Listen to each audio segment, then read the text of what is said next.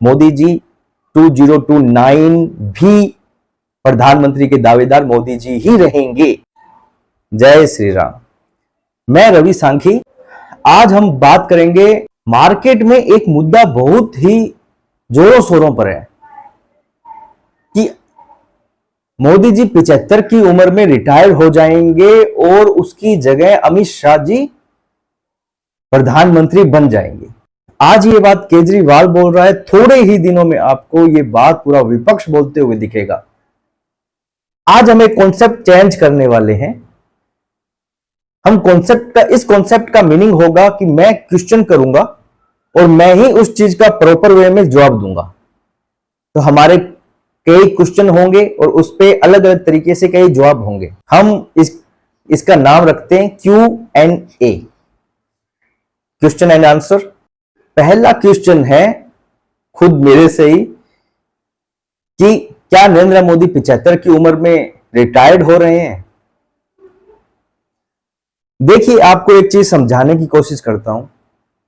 ऐसा नहीं है कि भारतीय जनता पार्टी में कोई उम्र का कोई रूल बना हुआ है कि 75 की उम्र में नरेंद्र मोदी जी प्रधानमंत्री नहीं बन सकते। ऐसा कहीं भी रूल नहीं है। और यदि बात करें हम रूल की, तो ऐसा रूल नहीं है, पर लमसम 75 की उम्र में भारतीय जनता पार्टी में रिटायरमेंट हो जाता है। जैसे मुरली मनोहर जोशी, काफी नाम है जिनके मैं बीजेपी में बड़े नेता है, नाम नहीं लेना चाहता, आप पता कर देखेंगे पता चल जाएगा। पर ऐसा एक रूल की बात करें तो रूल है भी, पर लिखित तौर पे कहीं नहीं है। पर यह बात प्रधानमंत्री मोदी पर कहीं भी प्रभावी रूप से नहीं लगती, क्योंकि ना लगने का एक कारण है।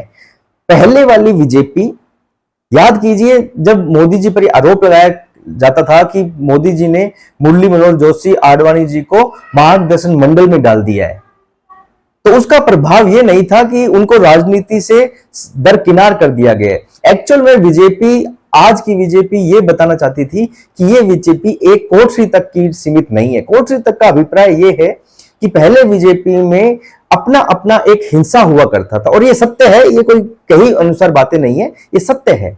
अपना अपना हिंसा हुआ करता था, अपना अपना एक जनाधार एक हुआ करता था, जिसके अनुसार कहा जाता था इतनी सीटें आएगी इस पर्सन के कारण तो ये डिसाइड ये पर्सन करेगा, इतनी सीट आएगी इस पर्सन के कारण तो ये चीजें ये डिसाइड करेगा। पर आज की राजनीति ऐसा नहीं है, कोठरी तक सीमित नहीं है।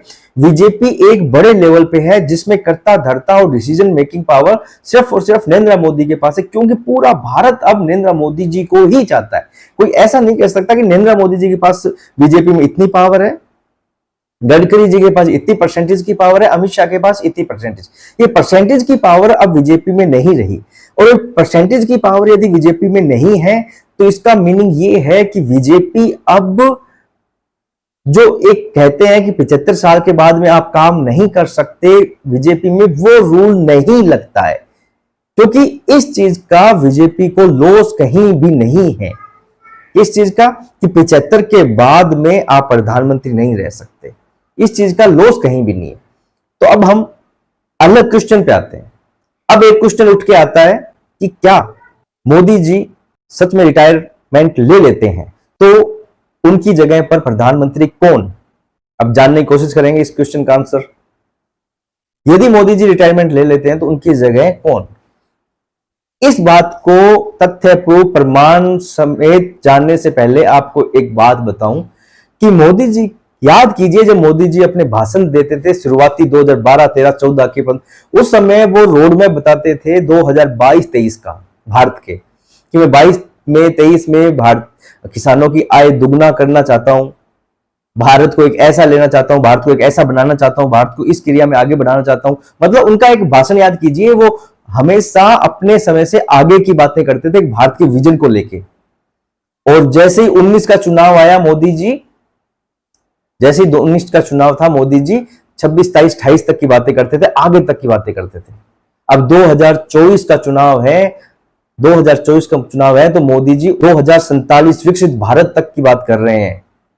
जैसे ही 4 जून को बीजेपी के पास मैंडेट आएगा, पूर्ण बहुमत की सरकार बनेगी, 100 दिनों का जो उनका कार्य है वो पूरा होगा, तब आप देखिएगा कि मोदी जी और पूरी बीजेपी 2029 की तो बात करेंगे ही करेंगे, 2034 तक की वो बात करेंगे। इस चीज से स्पष्ट स्पष्ट शब्दों में स्पष्ट रूप से हम समझ सकते हैं कि बीजेपी का रोड मैप बहुत बड़े लेवल पे तैयार है। और ये रोड मैप सिर्फ और सिर्फ ऐसे तैयार नहीं है कि आज मोदी जी, कल अमित शाह, परसों योगी, नहीं, ऐसे नहीं है। क्योंकि मोदी जी की पॉपुलैरिटी आज उस लेवल पे है जिसका फायदा सिर्फ और सिर्फ भारत की बात नहीं कर रहा, भारत को तो फायदा मिल ही रहा है, मैं एक राजनीतिक रूप पार्टी की बात कर रहा हूं। मोदी जी का फायदा सिर्फ और सिर्फ बीजेपी को मिल रहा है, और उनके साथ जो क्षेत्रीय पार्टियां हैं एनडीए में उन्हें मिल ही रहा है। ऐसा नहीं है कि बीजेपी का मोदी जी का फायदा और किसी कांग्रेस को मिल रहा है या और किसी विपक्ष की एनडी अलायंस की पार्टी को मिल रहा है, नहीं। मोदी जी का फायदा सिर्फ और सिर्फ बीजेपी को ही मिल रहा है, और पूरे बीजेपी को यह पता है कि यदि मोदी जी नहीं तो ये पार्टी भी उतने बड़े स्तर पर काम नहीं कर पाएगी। तो आज मैं एक आपको लिख के देता हूं एक बात, आप में जहां तक मुझे समझ है इस चीज की, मोदी जी 2029 भी प्रधानमंत्री के दावेदार मोदी जी ही रहेंगे, ये चॉइस ही नहीं। ये अभी जो बात चल रही है केजरीवाल के द्वारा कि मोदी जी 75 के होते ही अमित शाह को बना देंगे, तो 2029 में भी दावेदार मोदी जी ही हैं। कई बार ऐसी बातें आती है कि युवा को प्रधानमंत्री बना दिया जाएगा, तो युवा में प्रधानमंत्री कौन, 50-55 साल के युवा में प्रधानमंत्री कौन है बीजेपी में ऐसा?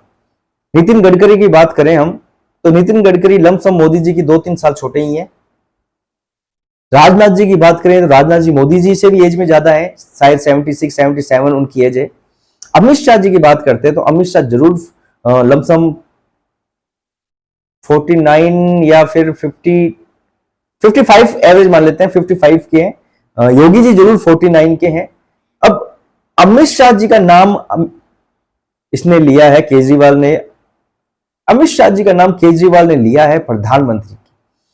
और अब यदि एक अलग पॉइंट से देखा जाए कि अमित शाह को प्रधानमंत्री बनाने में बीजेपी को फायदा या नुकसान तो बाद की बात है, पर यदि कहते हैं कि 75 के बाद में मोदी जी हटके अमित शाह प्रधानमंत्री बन जाते हैं, तो जो ये रोड मैप तैयार किया जा रहा है 2029 का, 2034 का, वो नहीं रहेगा। क्योंकि जब तक जनता नहीं चाहेगी मोदी जी को हटाना, तब तक मोदी जी नहीं हट सकते। याद कीजिए 2014 में आपको सिर्फ वीडियो देख के लगेगा कि भारतीय जनता पार्टी का पार्लियामेंट बोर्ड उन्हें प्रधानमंत्री पद के दावेदार के लिए चुन रही है, पर नहीं। उससे पहले 2 सालों का कड़ा संघर्ष सोशल मीडिया पर जनता द्वारा किया गया था। इस बात से तो मोदी जी भी इंकार नहीं करते हैं। मोदी जी ने काफी बार रैली में अपने बोला है कि मैं चुना गया हूं मेरी जनता द्वारा, सोशल मीडिया द्वारा। युवाओं ने कठिन परिश्रम किया था, उसके बाद में उन्हें मोदी जी का नाम प्रधानमंत्री पद के लिए रखना पड़ा। तो जब तक जनता चाहेगी तब तक प्रधानमंत्री पद के लिए मोदी जी रहेंगे, हटेंगे नहीं, और तब तक मोदी जी चाहेंगे। 2 बातें हैं। तो अब हम तीसरा क्वेश्चन हमारा लेते हैं।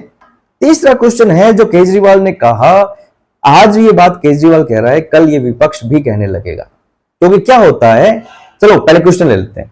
तीसरा क्वेश्चन है जो केजरीवाल ने कहा कि योगी जी को सिर्फ 2 महीने में हटा दिया जाएगा जीतने के बाद में मुख्यमंत्री पद से। जानने की कोशिश करते हैं कि जैसे, पहले मैं एक चीज बता दूं, एक्चुअल में क्या होता है कि जब आप किसी चीज का प्रमाण के रूप में बात नहीं करते हैं या फिर आप जनता में वो विश्वास नहीं दिला पाते हैं बातों का, तो उनमें भ्रम पैदा कर दीजिए। तो यही हो रहा है, केजरीवाल यही कर रहे हैं, क्योंकि अभी प्रमाण नहीं दिलवा सकते। प्रमाण इसलिए नहीं दिलवा सकते क्योंकि केजरीवाल की शुरुआत की जो स्थिति थी वो एक अलग थी। उन्हें जनता ने चूज किया था, चुना था, वो एक अलग मकसद के लिए किया था। और समय जाते जाते साल दर साल आज की स्थिति केजरीवाल की लग्जरी लाइफ की बन चुकी है। शराब घोटाले में उनका नाम है, जेल से वो अंतरिम जमानत पे बाहर है, और जब भी अब वो रैलियां करेंगे और जो कर चुके हैं उनमें वो कह रहे हैं कि का बेटा जेल में है, यदि आपको मुझे जेल से बचाना है तो वोट कीजिए, मुझे वोट कीजिए, झाड़ू को वोट कीजिए, मैं जेल नहीं जाऊंगा। मतलब उनकी स्थिति शराब घोटाले में जनता को भी समझ में आता है, और जनता का भी इतना समर्थन भी नहीं रहा बचा है उनके लिए। तो अब वो चाहते हैं यदि मैं कोई बात प्रमाण के साथ में जनता को नहीं बताऊंगा तो जनता उस चीज को स्पष्ट शब्दों में इंकार कर देगी कि आप झूठ बोल रहे हो। तो क्यों ना मैं भ्रम की स्थिति पैदा कर दूं जिससे जनता भ्रम में रहे। और भ्रम क्या है? भ्रम यह है कि आप जो वोट मोदी जी को दे रहे हो, अक्सर आप जो वोट मोदी जी को दे रहे हो, रियलिटी में तो मोदी जी प्रधानमंत्री बनने ही नहीं वाले हैं। प्रधानमंत्री ही कोई दूसरा बनेगा, उनका नाम है अमित शाह। और जो आप यूपी में योगी को वोट दे रहे हो, योगी तो मुख्यमंत्री रहने ही नहीं वाला है, 2 महीने में मुख्यमंत्री चेंज हो जाएगा। तो यह भ्रम की स्थिति है, यह भ्रम की स्थिति पैदा की जा रही है। तो हमारा एक क्वेश्चन था कि योगी जी को क्या 2 महीने बाद, जैसा केजरीवाल ने कहा है, हटा दिया जाएगा?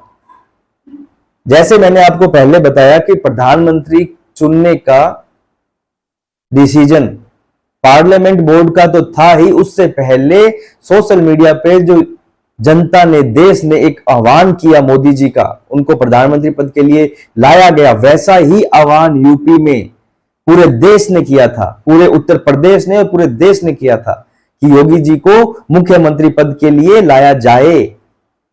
उसका असर इतना हुआ, आरएसएस और अमित भाई को नाम नॉमिनेट करना पड़ा योगी जी का। और आज हम देख रहे हैं कि योगी जी का नाम आने के बाद उत्तर प्रदेश कहां से कहां है। आज सबसे बड़े स्टार प्रचारक में योगी जी हैं। पूरे देश में यदि कोई सबसे फेमस मुख्यमंत्री है तो वो योगी जी हैं। प्रधानमंत्री के बाद में यदि किसी का नाम आता है तो वो योगी जी हैं। यदि हम गांव की बात करें, हम धरातल की बात करें, जब बड़े बुजुर्गों के साथ में, लोगों के साथ में बैठे होते हैं, बात करते हैं कि, क्योंकि अक्सर ये बात चलती है कि प्रधानमंत्री मोदी के बाद में कौन, तो लमसम 90% यही बात निकल के आती है कि बाबा योगी आदित्यनाथ बाबा। प्रधानमंत्री के बाद में जनता जिन्हें देखना चाहती है वो योगी जी हैं।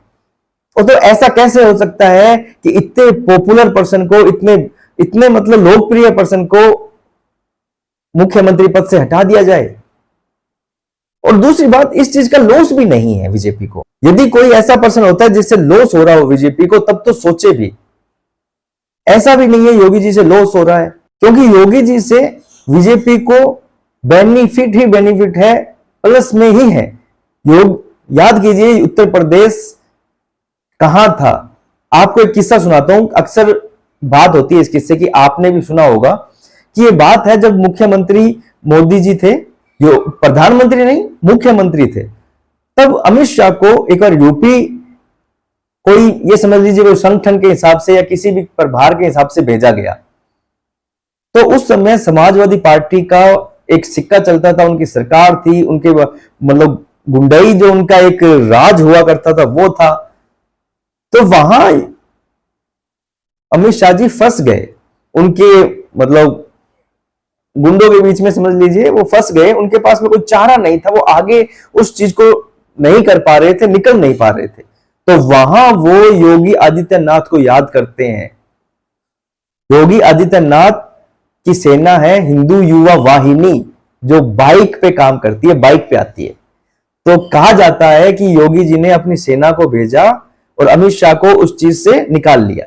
तो अमित शाह के कहीं ना कहीं दिमाग में वो चीज थी।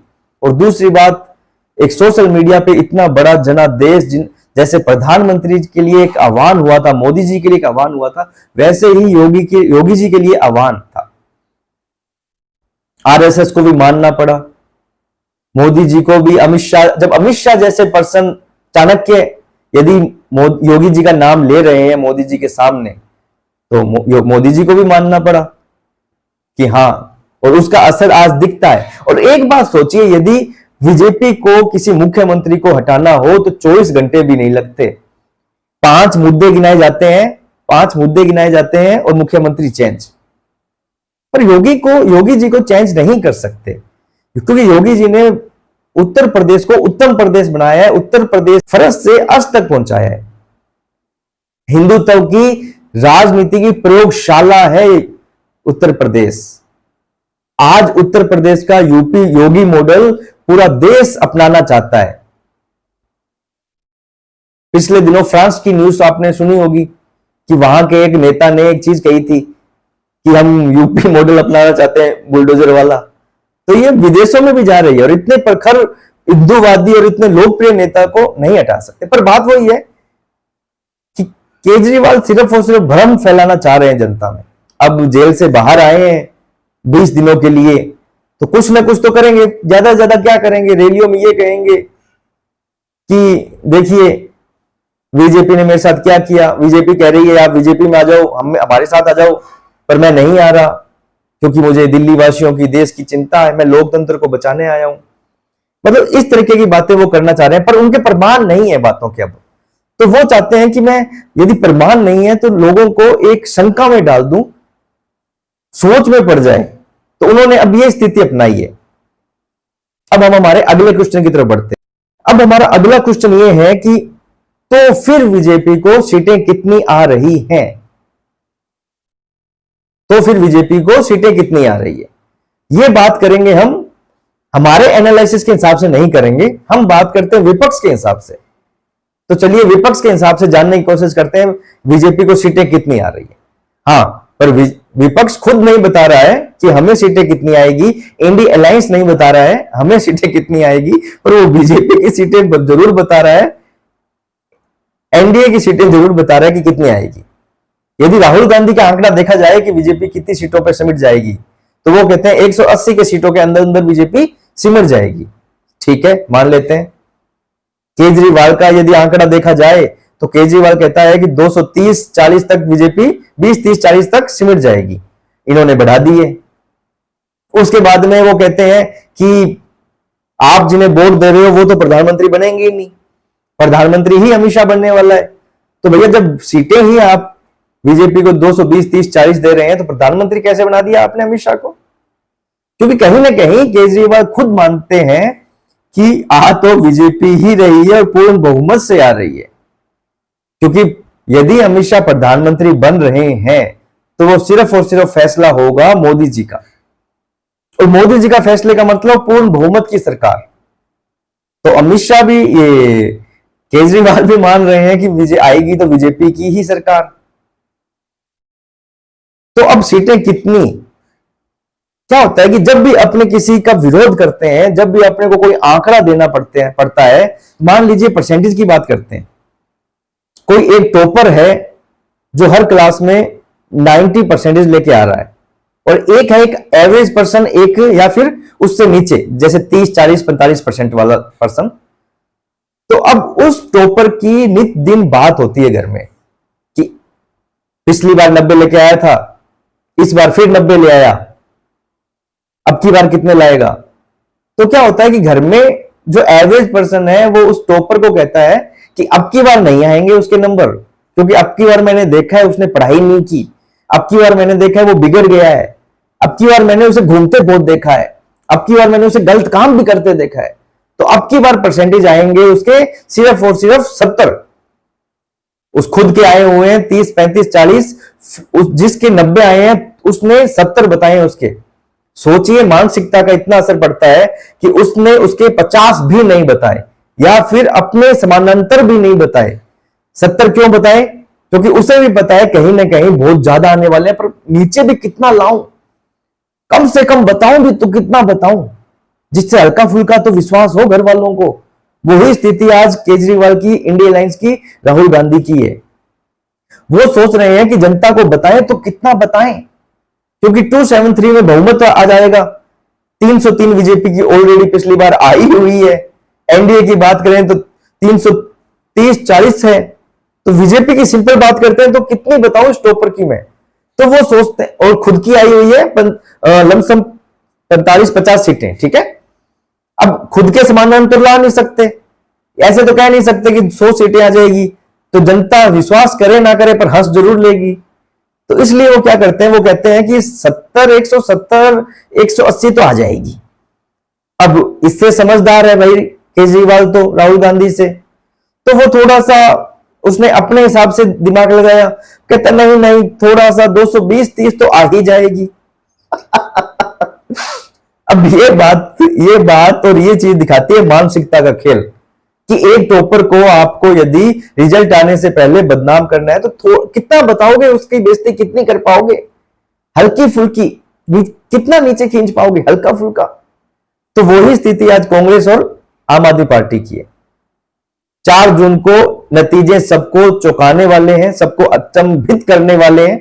यदि विपक्ष की मैं बात करूं, और विपक्ष की बात ना करके भी मैं जो कांग्रेस को, इंडिया अलायंस को समर्थन दे रहा है, आम जनता के बीच में की बात कर रहा हूं मैं, आम जनता के बीच में। यदि मैं 50 लोगों से, 30 लोगों से, 20 लोगों से पर डे मिलता हूं और मैं उनसे बात करता हूं और कहीं ना कहीं राजनीति की बात चल जाती है, कहीं ना कहीं 99% चल जाती है, और ना भी चलती है तो कोशिश करता हूं उनसे बात करने की, जानने की कि माइंड में क्या चल रहा है। तो विश्वास कीजिए, विश्वास करने की जरूरत नहीं है, सब लोग धरातल पे ही हैं, सब अपने अपने हिसाब से देख सकते हैं कि कौन क्या बोल रहा है। तो विश्वास कीजिए, 20 जनों में से 17-18 ये बोलते हैं कि बीजेपी की सरकार पूर्ण बहुमत से बन रही है। बस उन्हें शंका इस बात से है कि 400 के पार तो नहीं जाएगी, कम कितनी रहेगी। पिछली बार 303 सीटें बीजेपी की, अब की बार मोदी जी ने नारा दिया 404 का, 400 पार का। तो शंका जनता में यह है कि 400 से पार तो नहीं जाएगी, पर नीचे कितनी रहेगी। कोई 120 में से कोई एक आदमी कहता है यार सुनने में तो ये आ रहा है कि अब की बार बीजेपी नहीं हो पाएगा, बीजेपी से अब की बार। वो भी शंका में है कि क्या नहीं हो पाएगा, सरकार नहीं बनेगी या 400 पार नहीं होगा। अब सिर्फ और सिर्फ बचते हैं 2 या 3 लोग, जो दावे के साथ तो 2 लोग कहते हैं कि यार अब की बार कांग्रेस आएगी। अब उनसे पूछा जाए कि कितनी सीटें आएगी, तो वो सीटें नहीं बता पाते हैं।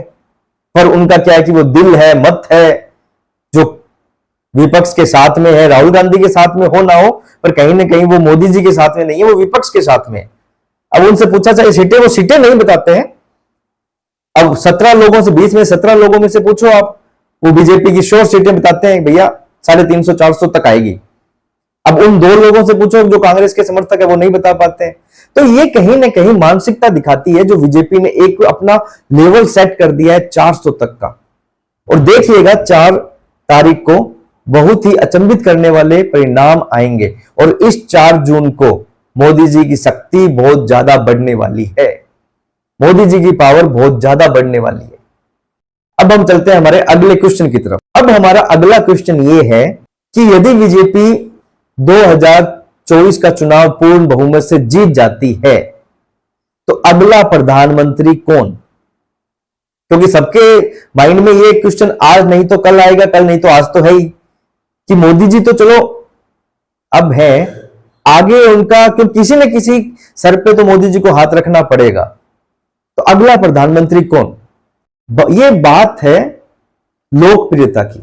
जो पर्सन जितना लोकप्रिय आज के समावेश के हिसाब से, आज की सिचुएशन के हिसाब से ये चीज समझ रहे हैं, भविष्य में क्या होता है वो भविष्य को पता, क्योंकि भविष्य के गर्भ में क्या है वो किसी को नहीं पता, बस हम अंदाजा लगा सकते हैं। तो वही अंदाजा आज के मतलब सिचुएशन के हिसाब से लगा रहे हैं। 2 चीजें इसमें मायने रखती है, जहां तक अभी फर्स्ट फेज की बता रहा हूं कि 2 चीजें मायने रखेगी। पहला, जो जनता चाहेगी, जनता किसे चुनना चाहती है, क्योंकि जनता ने प्रधानमंत्री मोदी जी को चुना, जनता ने मुख्यमंत्री योगी आदित्यनाथ जी को चुना, तो जनता ही चुनेगी कि अगला प्रधानमंत्री कौन। दूसरा, लोकप्रिय पर्सन कौन। ये दोनों क्वेश्चन अपने आप में समानांतर हैं, एक दूसरे से जुड़े हुए हैं। जो लोकप्रिय होगा वो जनता में लोकप्रिय होगा, जो जनता में लोकप्रिय होगा वही जनता उसे चुनेगी। ये अपना फर्स्ट फेस है। इससे अलग शायद ना हो, जहां तक संभावनाएं कम है शायद ना हो। अब इसमें मैं मेरी दूसरी थ्योरी डालता हूं कि प्रधानमंत्री कौन। देखिए, आज का जो समय है बीजेपी का, वो कहा जाता है कि पूर्व और उत्तर भारत की पार्टी है बीजेपी, पर दक्षिण में जैसे जैसे समर्थन प्राप्त कर रही है बीजेपी, जैसे जैसे अपना जनाधार बढ़ा रही है बीजेपी, जैसे जैसे क्षेत्रीय पार्टियों की जगह बीजेपी ले रही है, वहां आने वाले समय में बीजेपी के लिए बहुत ब्राइट फ्यूचर है दक्षिण में। और दक्षिण में यदि उसे ब्राइट फ्यूचर चाहिए और उसे कंटिन्यू वहां रहना है, तो एक ऐसा पर्सन चाहिए जो विपक्ष के लोग कहते हैं एक्चुअली तोड़ने का, भारत को तोड़ने का एक पॉइंट अलग कर रहा हूं बीच में, भारत को तोड़ने का एक बहुत अच्छा एक डायलॉग है जो देशद्रोही टाइप लोग हैं वो बोलते हैं कि दक्षिण भारत अलग है और पूर्व उत्तर भारत अलग है। सिर्फ और सिर्फ अपनी भाषाओं से तोड़ने के लिए, मतभेद डालने के लिए। तो इस चीज को अलग करने के लिए, इस चीज को समाप्त करने के लिए हमें एक ऐसा पर्सन चाहिए जो दक्षिण की साइड से हो ना हो, पर दक्षिण की एक भाषा जरूर जानता हो, जिसका दक्षिण की तरफ भी नाम अच्छा हो, वहां भी लोकप्रिय हो। मैं फिर कह रहा हूं, दक्षिण की साइड से हो ना हो, पर दक्षिण में होल्ड हो उसका, दक्षिण की कोई एक भाषा जानता हो। वहां पर जैसे इस साइड में किसी फेमस पर्सन का जितनी रैलियां होती है, जितना जनाधार होता है, उतना ही दक्षिण की साइड हो, तो कोई एक ऐसा पर्सन ही प्रधानमंत्री बन सकता है। और दूसरी बात, इंग्लिश आती हो। तीसरा, उसकी व्यवस्था से अंतरराष्ट्रीय कूटनीति पर कितना प्रभाव पड़ेगा, वो देशों में संबंध बनाने में कितना कारगर साबित होता है। जिसे विदेशों से संबंध बनाने आते हों, जो लिंक अच्छे रखता हो विदेशों में, ऐसा पर्सन हमें प्रधानमंत्री के रूप में चाहिए। अब यदि इसकी कुछ बातें की जाए तो योगी आदित्यनाथ का नाम सबसे पहले आता है, पर कुछ चीजें हैं जो नामुमकिन नहीं है। मुश्किल है, मुश्किल भी नहीं है, आज के समय में कुछ मुश्किल नहीं है, तो समय अनुसार सब होता है। क्योंकि कोई नहीं कह सकता था 2014-17 से पहले कि योगी जी यूपी में मुख्यमंत्री के रूप में आएंगे और इस तरीके से आएंगे कि बाकी को कुछ भी नहीं बचेगा किसी के लिए। तो कुछ भी इसलिए कह रहा हूं, 80 सीटें हैं, 79 लेके आ रहे हैं अब की बार 79 सीटें लेके आ रहे हैं अब की बार। तो यूपी की बात चल पड़ी है, तो बीच में एक पॉइंट अलग कर रहा हूं, माफ कीजिएगा, पर यूपी की बात चल पड़ी है तो जरूरी है करना। समाजवादी पार्टी आज अपना जनाधार वहां खो चुकी है। समाजवादी पार्टी के 5 लोगों की साख का सवाल बन चुका है, जिनको अखिलेश ने चुनावों में खड़ा किया। खुद वो कन्नौज सीट से हैं, खड़े हुए हैं, जो लास्ट अंतिम समय में आए थे, जो ये दिखाता है कि वो कंफ्यूज थे कि लड़ूं या ना लड़ूं, चुनाव लड़ूं या ना लड़ूं। पर पार्टी का दबाव था, यदि आप चुनाव नहीं लड़ते हो तो ये पूरी पार्टी की हार हो जाएगी, वो पार्टी में एक जोश नहीं भरेगा और बाकी जितने लोग खड़े होने हैं ये उनकी हार है। तो इस दबाव के कारण अखिलेश जी को कन्नौज से चुनाव लड़ना पड़ा।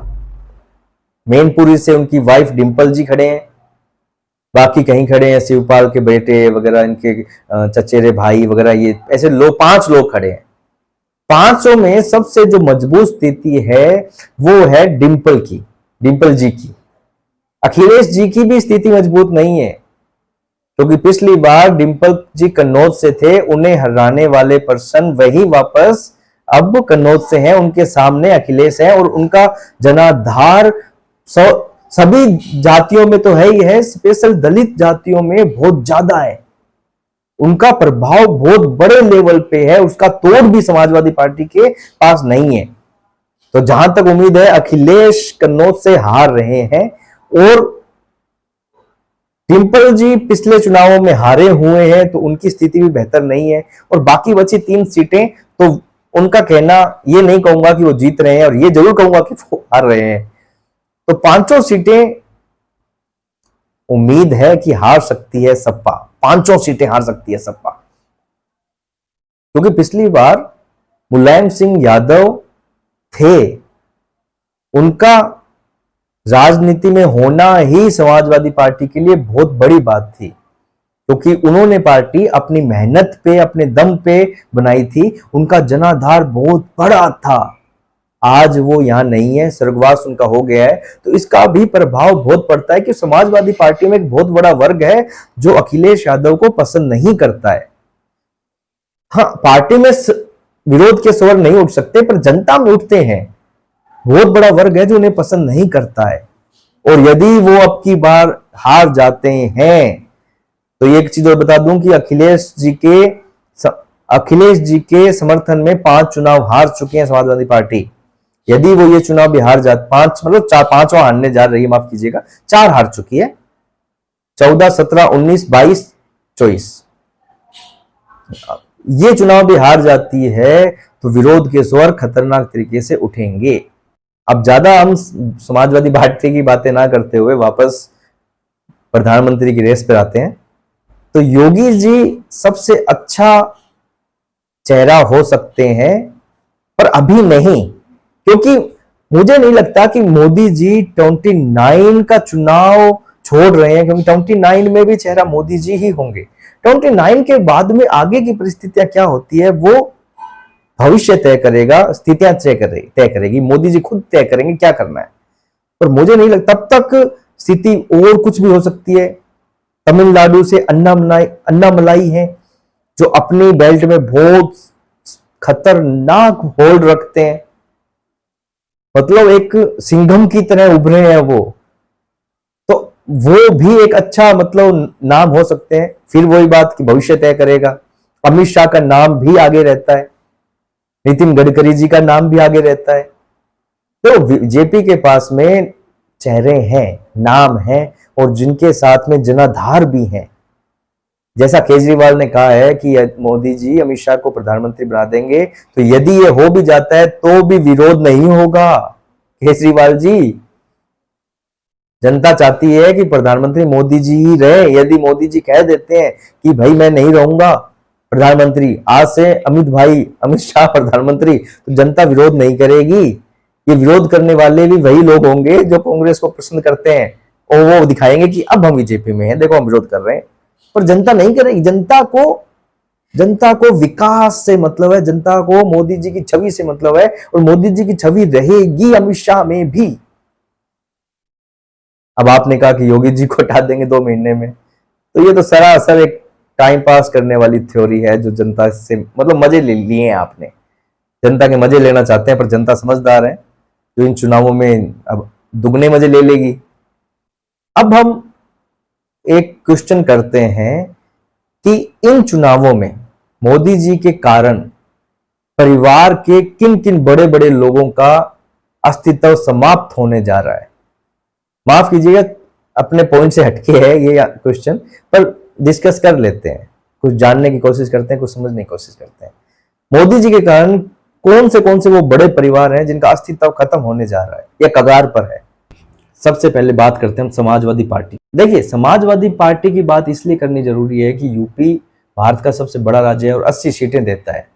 समाजवादी पार्टी अपना जनाधार बहुत ही खतरनाक तरीके से गिरा चुकी है। समाजवादी पार्टी का खुद के परिवार के लोग जो खड़े हैं इस लोकसभा चुनाव में, खुद का अस्तित्व खतरे में है। अखिलेश यादव जी के खुद का, उनकी वाइफ का, और उनके उन 3 लोगों का जो परिवार के सदस्य हैं और वो लोकसभा चुनाव में खड़े हैं, वो भी हारने जा रहे हैं। और यदि अखिलेश जी ये चुनाव हार जाते हैं तो उनकी राजनीति के लिए ये बहुत ही बड़ा घातक मोड़ होगा। उनके परिवार के लोगों के लिए जो इस चुनाव में खड़े हैं उनके लिए भी हानिकारक होगा। पहला परिवार समाजवादी परिवार की हमने बात कर ली। अब दूसरा परिवार हम बात करते हैं शरद पवार की। शरद पवार के लिए सबसे बड़ा झटका तब लगा जब उनके भतीजे अजीत पवार शरद पवार के रहते हुए भी पार्टी तोड़ के ले गए, उनका सिंबल ले गए, उनकी जनाधार ले गए। अब उनकी बेटी चुनाव लड़ रहे हैं। यदि वो और सबसे बड़ी बात, उनके सामने अजीत पवार की वाइफ है, और यदि ये चुनाव वो हार जाते हैं तो ये सबसे बड़ा झटका शरद पवार की राजनीति के लिए होगा, क्योंकि वो अपना जनाधार वो महाराष्ट्र में उस तरीके से खो देंगे जितना लॉस उन्हें आज तक नहीं हुआ, उतना लॉस इस चुनाव में होने वाला है। तो हम इतनी डिटेल में बात नहीं करेंगे, डिटेल पे ये बात इसका वीडियो अलग बनाएंगे, हम शॉर्ट में बात कर रहे हैं। तीसरा परिवार है अब्दुल्ला परिवार। अब्दुल्ला परिवार ही एक ऐसा परिवार है जो जब भी केंद्र में जिसकी सरकार रही हो, चाहे वो बीजेपी हो चाहे कांग्रेस, ध्यान से सुनिएगा, चाहे वो बीजेपी हो चाहे कांग्रेस, उन्हें समर्थन हर सरकार से मिला है। बीजेपी हो चाहे कांग्रेस, केंद्र में अब्दुल्ला परिवार रहा है। सिर्फ अब की बार की राजनीति ही अलग एंगल की, अलग मोड़ की है। यदि अब की बार मोदी जी के कारण ये हार जाते हैं, क्योंकि स्थिति 370 हटने के बाद चेंज है, वहां नई नई पार्टियां उठ खड़ी हुई है। और जो क्रिकेट का जो घोटाला, इस पे डिस्कस ज्यादा नहीं करेंगे, पर जो क्रिकेट का घोटाला, जो तथ्य सबूत सामने है, अचंभा नहीं होना चाहिए यदि कभी भी वो जेल में चले जाएं तो। ये शब्द मेरे नहीं है, ये मैं पूछ रहा हूं, ये बता नहीं रहा, ये मैं जानना चाह रहा हूं, ऐसा हो सकता है। बाकी समझदार हैं सभी। अचंभा नहीं होना चाहिए यदि वो जेल में चले जाएं तो। हो सकता है ना भी जाएं तो। ये मुद्दा हटाते हैं। तीसरा परिवार बता दिया मैंने किसकी राजनीति खत्म होने जा रही है। चौथा परिवार है भारत का सबसे बड़ा परिवार, राहुल सोनिया गांधी परिवार, राहुल जी परिवार। कांग्रेस का नाम आते ही, सोनिया गांधी जी का नाम आते ही, राहुल गांधी जी का नाम आते ही सबसे पहले अमेठी याद आती है, क्योंकि अमेठी में वो हार गए थे। फिर नाम याद आता है रायबरेली का। रायबरेली में एक समय सोनिया गांधी जी लड़ते थे। एक समय इसलिए कह रहा हूं कि वो अब नहीं लड़ रहे हैं क्योंकि उनकी तबीयत सही नहीं रहती है। पता है रायबरेली में सोनिया गांधी जी को जिस पर्सन ने हराया, पिछली बार सिर्फ और सिर्फ 2 लाख ही वोटों का मार्जिन रहा है, और उससे पहले रहा था 5 लाख वोटों का मार्जिन। रायबरेली अब की बार सिर्फ, पिछली बार सिर्फ 2 लाख वोटों का अंतर है, अब की बार पता था स्थिति क्या होनी है, इसलिए शायद वो नहीं लड़ रहे हैं। तो वहां से राहुल गांधी जी ने नॉमिनेशन भरा है एंड टाइम पे, और उसके बाद में ट्वीट करते हैं कि मम्मी ने अपनी परंपरागत सीट अब मुझे दी है। चलो उस पर डिस्कस नहीं करते हैं, बात नहीं करेंगे उस पर हालत वहां अमेठी से ज्यादा खस्ता है राहुल गांधी जी की। अमेठी वो पहली बार हार ही चुके थे, दूसरी बार उन्होंने जब एक कार्यकर्ता, उनके जो मैनेजमेंट करते थे रायबरेली का, अमेठी का, उनको उतार दिया था, शर्मा जी को, तभी वो एक तरीके से बायकॉट कर दिया था, उन्होंने हार चुके थे। अब रायबरेली भी जहां तक है संभावनाएं वो हारने जा रहे हैं। यदि उनमें कॉन्फिडेंस होता जीतने का तो सबसे पहले वो अनाउंस करते रायबरेली का, वायनाड का बाद में, पर वो सबसे पहले गए वायनाड और एंड टाइम पे रायबरेली आए। तो ये चीज दिखाती है कहीं ना कहीं वो हार चुके हैं, बस पार्टी के दबाव के कारण वो रायबरेली में चुनाव लड़ रहे हैं बस। तो यदि अमेठी हार जाते हैं, रायबरेली हार जाते हैं, और जिसकी संभावनाएं प्रबल है, तो एक तरीके से इनकी राजनीति के लिए भी बहुत बड़ा खतरा होने वाला है। अब हम बात करते हैं हमारे अगले क्वेश्चन की। हमारा अगला क्वेश्चन है कि क्या मोदी जी वर्सेज केजरीवाल। देखिए, सीटों की बात करेंगे तो मोदी जी के आसपास दूर दूर तक कोई नहीं। कहां 303 सीटें और कहां 45 से 50 कांग्रेस की सीटें, कहां 4 सीटें आई थी, 1 सीट बची है, बाकी पार्टियां छोड़ दीजिए, क्षेत्रीय पार्टियां हैं जिनके पास कुछ नहीं है, और जिनमें था वो बीजेपी में समावेश हो चुका है, तो सीटों में छोड़ दीजिए। पॉपुलैरिटी की बात करें, पूरे भारत में सबको पता है कि तूफान किस पर्सन का ज्यादा है, कौन रातों रात माहौल चेंज कर सकता है। लोकप्रियता मोदी जी की देश में ही नहीं विदेश में देखने को मिलती है, बहुत ही प्रभावी और प्रबल स्ट्रॉन्ग तरीके से। कैसे विदेश के बड़े बड़े राष्ट्रपति, प्रधानमंत्री भी मोदी जी से मिलने के लिए उत्सुक रहते हैं और उन्हें बॉस के नाम से बुलाते हैं, उनका ऑटोग्राफ लेने के लिए वेट करते हैं। ये कोई छोटे नेता की बात नहीं कर रहा मैं, याद होगा आपको बाइडेन का, जो बाइडेन का, अमेरिका के राष्ट्रपति, जिन्होंने कहा था कि मोदी जी के ऑटोग्राफ लेने के लिए वेट करना पड़ता है। मतलब इतने नाम है विदेशों के बड़े बड़े, और बोलने की जरूरत नहीं, सबको पता है मोदी जी की लोकप्रियता क्या है। और वहीं केजरीवाल की लोकप्रियता क्या है, हाँ, उन्होंने जेल में जरूर अपने सदस्य बना लिए जो उन्हें बहुत पसंद कर रहे हैं कि भाई टाइम पास अच्छा हो रहा है यार आपके आने के कारण। क्या फेंकते हो यार आप, जी जी लगा लगा के माफ कीजिएगा, मजाक है, पर लोकप्रियता यहीं से पता चल जाती है। अब बात करते हैं मेहनत में। मेहनत में तो कोई भी आगे नहीं है।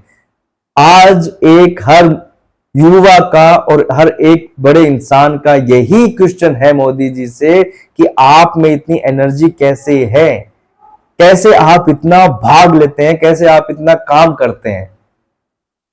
तो मेहनत में भी मोदी जी के आगे पीछे दूर दूर तक कोई नहीं है। तो कैसे मोदी वर्सेस केजरीवाल हो सकता है? हाँ, एक चीज में हो सकता है, अच्छाई में, बुराई में, समझदारी में और मूर्खता में। एक इंसान में और एक मूर्ख में। कुछ चीजों में हो सकता है, जो दिन और रात हो, चांद सूरज हो, धरती आसमान हो, जो अपोजिट है उनमें जरूर हो सकता है कि सबसे ज्यादा फैंक कौन सकता है, उसमें बात करो केजरीवाल के नीचे नीचे। जो मूर्ख कौन बना सकता है, केजरीवाल के नीचे नीचे। इन चीजों में जरूर मोदी जी के मतलब वर्सेज में हो सकते हैं, वरना मुझे नहीं लगता ये केजरीवाल वर्सेज मोदी ये सुनने का विषय कम, हंसने का विषय ज्यादा है। पिछला चुनाव मोदी वर्सेज राहुल गांधी था, कांग्रेस को 45 सीटें मिली थी, तो अब की बार तो आम आदमी पार्टी ही पूरे भारत में 20 सीटों पे लड़ रही है भैया। तो सोचिए कितनी सीटें आएगी। यदि 1-2 सीटें भी निकाल लें तो अचंबा कीजिएगा। और जब से जेल से बाहर आए हैं, हिम्मत नहीं कर रहे हैं ये कहने की कि हम 20 में 20 सीटें जीत रहे हैं या कुछ भी जीत रहे हैं, ये भी नहीं कह पा रहे हैं। बस इतना कह रहे हैं कि अमित शाह प्रधानमंत्री बन जाएंगे, अमित शाह प्रधानमंत्री बन जाएंगे। अपना डर दिखा रहे हैं जनता को। अरे भाई, डर तुम्हें लगता है, जनता को नहीं। जनता को मोटा भाई पसंद है, आपको नहीं। तो आज हमने एक नए कॉन्सेप्ट में हमने बातें की हैं, खुद से ही क्वेश्चन पूछे, कुछ ने ही आंसर दिए। यदि ये सही रहा तो हम कोशिश करेंगे आगे भी इसी तरीके से करने की, जिससे वाद विवाद भी क्वेश्चन आंसर भी हो जाते हैं। तो आज का टॉपिक हम यहीं समाप्त करते हैं। कल मिलेंगे किसी नए टॉपिक के साथ। तब तक के लिए जय श्री राम।